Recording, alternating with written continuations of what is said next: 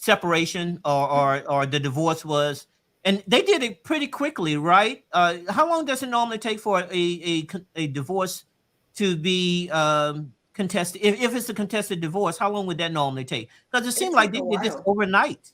A contested divorce can take a Takes a long time. while. That's why I say we don't know how long this has been been going on. If assuming they did this collaboratively or through attorney negotiation, they have been working on this agreement Mhm. probably for months. Okay. Let me do this real quick, guys, because I see that we have a bunch of people that kind of want to add to the panel. Hopefully, it's not to beat up on me because you guys I'm gonna have to go, suck my thumb and call my mama after this. This is crazy. Kathy, it's just a smiling. She knows me personally. She probably gonna stab me when I get to my car. Like, David, come here. I got I got something for you. Let me But drop the you link. Give me one know, second. sure. A lot of men feel that she should not have said anything about his concussions. So I remember watching that interview, and the man that I was with said she shouldn't be talking about him like that publicly. Right. And he was a really nice guy. Didn't we And all watch him get hit? but he didn't feel like his wife should have been talking about it publicly.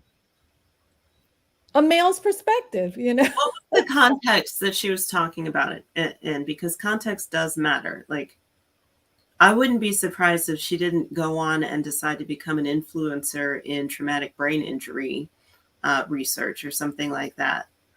Like, her concerns are valid. Oh Right, yes. but there's a public conversation, there's a private conversation. And so what why did she need to publicly make a comment like that? She didn't Well, Well, need to. let's why talk did to she need to? Natasha. Do you Right? have any insight on that? She didn't need to, but she did. She And we're chose not to. Yeah. exactly, and we're not going to police what she feels and what she stated. She was concerned for her husband, and I can totally get that. I'm sure she's read about CTE, and after years of not taking hits, now she's seeing more. She's frustrated.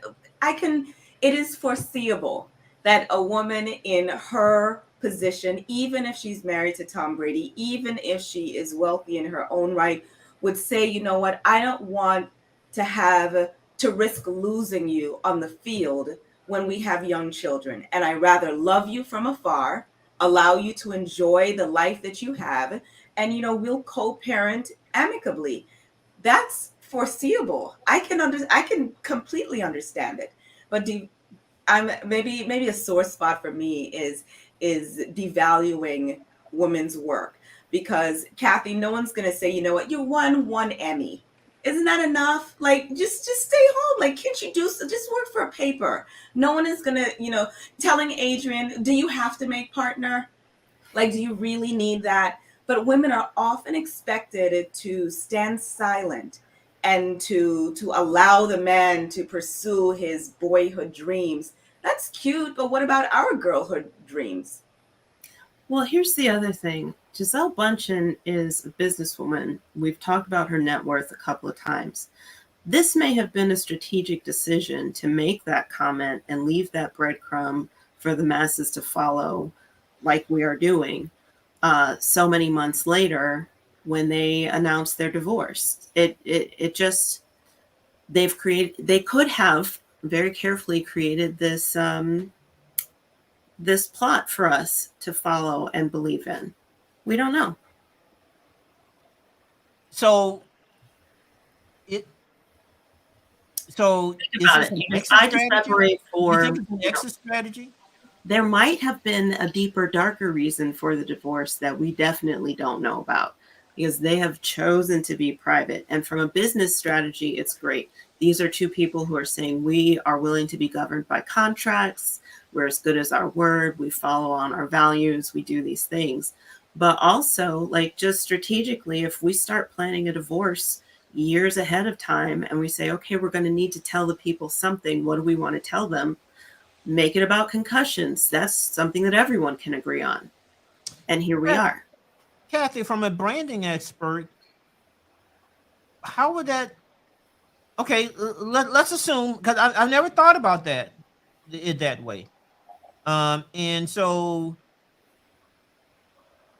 if I wanted to, if scenario, I'm the best that's ever done it. I see that I need an out and I want to go out on top. And I'm looking for the best way to do it. And I'm concerned about concussions. Would that be a good strategy? It could be, but the best strategy is to control the narrative of your own story. And either he knew what she was going to say or he didn't. She said what she wanted to say. She put it out there in the universe that she was concerned about his health. And that was that. What they have done effectively is control the narrative. And they had the outcome, the desired outcome that they wanted.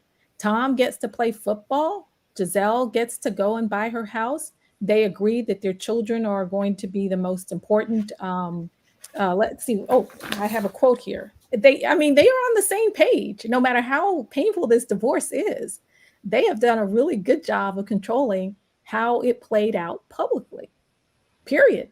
Well, we also just saw this same tape from Jason Momoa and Lisa Bonet. Let's announce to the people what we're doing. By doing it this way and keeping it private and respectful, maybe they get back together. We don't know. Stranger things have happened.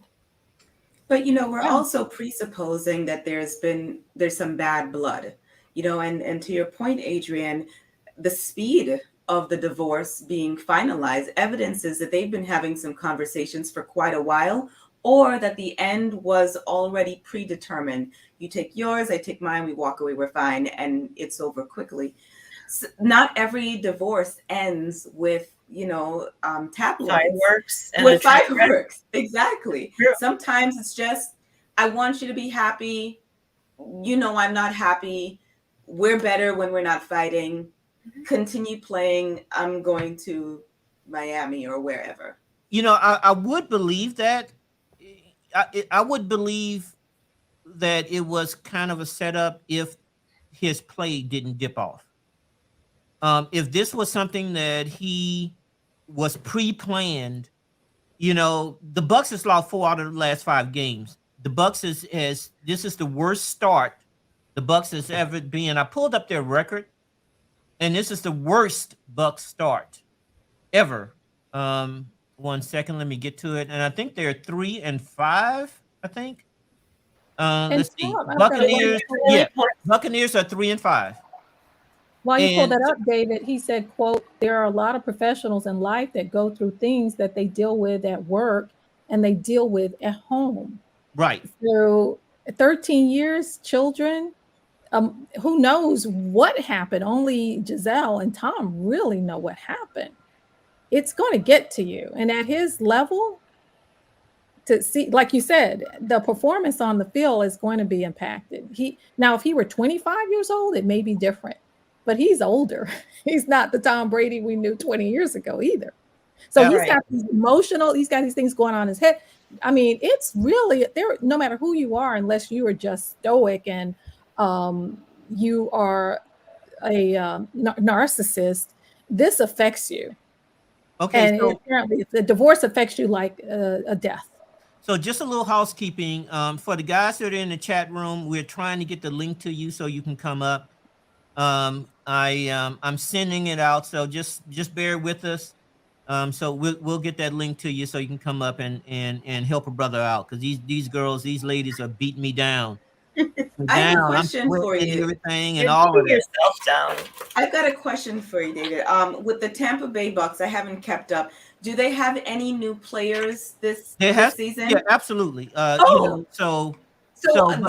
also have had a history of the team. The Bucks have been around for 30 plus years, I guess. I have to look that up. One of the moderators, look up how long has the Bucks been in existence, and this is the worst ever start. So they've been quarterback transitions, there've been lineman transition, personnel transitions, but the whole time the team has been in existence, but yet this is the worst start they've ever had. Okay. Yeah, but truth be told, David, they are missing some key components. Yeah, Gronk and they didn't was come missing back. key components last. Remember when the Bucks had losing season after losing season after losing season? They was missing people then. Yeah, but not superstars. You can't replace Gronk. And they also had some other superstars Well, I that think was we on the won a team. Super Bowl And without. I think we won a Super Bowl without Gronk. We won two, one with Gronk and one without Gronk. Yet we haven't had the worst season. yeah, but So, the line is different too, though. The offensive line is different. Go ahead. what do you attribute the Bucks failing season to, David? I, Drew, go Well, ahead. I didn't throw I'm salt on gonna. my shoulder before the last game, so maybe it was that. I'm sorry. I What? think.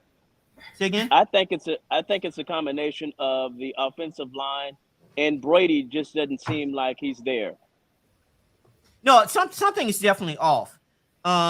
He seemed to be out of sync.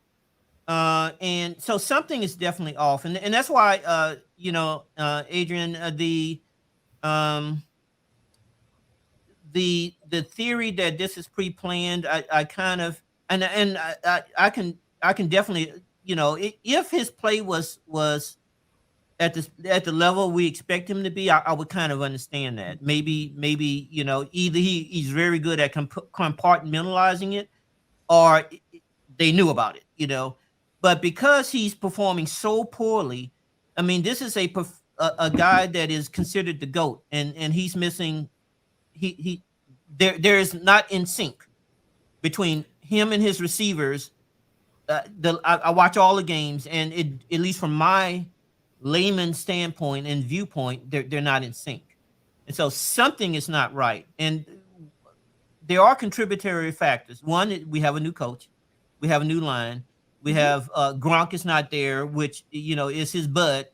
That could affect him just as much as some other thing, because that's a breakup too. And I'm Natasha, I wanted you to speak to that. Yeah. But there, so something is not, and maybe it's a totalitarian. Maybe it's all the above that's causing him. It's not one thing, it's all things. So Natasha, what do you got to say? I actually wanted to point that out because, for anyone who's ever been a caregiver and has had to watch someone die, knowing that the death is coming, knowing that death is getting closer, doesn't lessen the grief. So even if he knew, yes, the end is coming, we know that we're just going to walk away. I've got my wealth, you've got yours. It doesn't make the pain any less. It doesn't make the frustration of even having to come out and share a statement and all the calls and all the speculation, all the rumors. It doesn't make it hurt any less. So yes, it is foreseeable is my word this week. It is foreseeable that, they had a plan in place, but now that it's final, it still hurts. And that's the thing about grief. Grief looks different for different people. Some people throw themselves into work. Some people are under the covers for 3-4 days. Well, he's got a job where he's got to show up every Sunday, Thursday, or Monday. He's got to be at practice. The whole world is depending on him. And I have said this over the last 3 years. Every time America has an opportunity to be compassionate when it comes to mental health, we fail. Naomi Osaka, Simone Biles. Every time, and there's some recent people as well in the news, every time we have an opportunity to be empathetic and to be compassionate, we fail. This is a man who is going through a divorce. The first time in his life where he is not the number one quarterback in the nation. And what would we do? We point fingers at his wife. We point fingers at everyone else on the team. We don't give him the compassion. Listen, I'm not a Tom Brady fan as a player, but I think he's a good human. I haven't heard anything horrible about him. Why can we not extend this man some grace and just be like, you know what? Yes, it sucks. Team rally around him. Coaches, trainers, everyone, what are you doing to support him during this time? Where's the support for Gisele? I'm always going to come from a mental health slant. That is so true. We as a nation has failed, to address mental health. Now, Tom has some options. Tom can go away for 90 days and get some help if he doesn't already have it Now that's the difference. He and Gisele can certainly get the help if they haven't already gotten it, because like any grieving, you really do need somebody to help you get through that. So Tom doesn't have to play ever again. Right. You know, is there a backup quarterback who can step in? Just like when you're leading an organization and you go through a divorce, department or company, is there someone who can step in while you get support, the help that you need, and come back? I don't know Right. what kind of options the NFL offers, but Right. it's a really public grieving. And again, like I said, if you've lost a loved one or you've Right. gone through a bad breakup or a divorce, it's different. Multiply that times 100, and you have the weight of the world and your fans looking at you. Right. So what options does he have?